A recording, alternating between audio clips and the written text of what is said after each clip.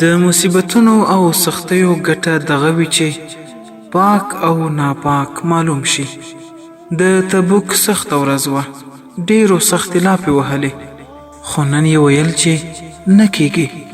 باغونه مې په ثمر رسېدلي او ګرمي ډېره سخته ده. مخلصین وخته را رسېدلي وو. احد هم ډېره د سختۍ ورځ وه. هغوی چې د خبرو خلک وو خو زړونه یې ناولي، په همدې ورځ یې ټول همت ښکاره شو چې د لارې له نیمایي بیرته را وګرځېدل. داسې خلک وو چې په یوه دسترخوان یې زموږ له رسول الله صلی الله علیه وسلم سره ډوډۍ وخوړه، خو بیا یې وروسته د هغه پر بیبي او زموږ مور تهمت هم وتاړه، تر څو چې الله تعالی یې پاکۍ باندې آیتونه نازل کړل. د مصیبتونو پر مهال باید مؤمن د اوسپنې خاصیت خپل کړي چې څومره یې ټکوي هومره پخیږي. هغه ذات چې یوازې په یوه عادي اغزي باندې یوه ګناه معاف کوي او یوه درجه لوړوي، نو په دا دومره سختو او لویو مصیبتونو باندې به څومره لوی اجر سړي ته ورکوي.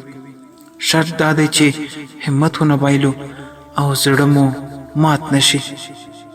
که ابراهیم علیه السلام خبر وای چې زوی به می حلال نشي او پر ځای به یې پسه حلالیږي، نو بیا مصیبت ته و امتحان په زمانه چې یو په بوډاتوب کې الله زوی درکړي او بل دې د سترګو تور وګرځي او بل ښه په مست ځوانۍ کې هم وي او بیا الله د هغه د ذبح امر وکړي. ته وا دا نو څه ډول ایمان دی چې هو ورته وایي؟ که مصیبتونه در باندې ډیر وو، پوه شه چې ته هغه څوک یې چې په شکل د اشکالو د پیغمبرانو کلیوال یې، معنی هغوی ته نږدې یې. ته عادي کس نه یې، خس او خاشاک په هیواد کلی او کور کې ډیر ګرځي، خو ولې یوازې په تا باندې مصیبت؟ بس دا ځکه چې الله تعالی ته ګلچین کړی او انتخاب کړی یې. صبر وکړه او له خولې څه مه باسه چې اجر مو له لاسه ونه وځي.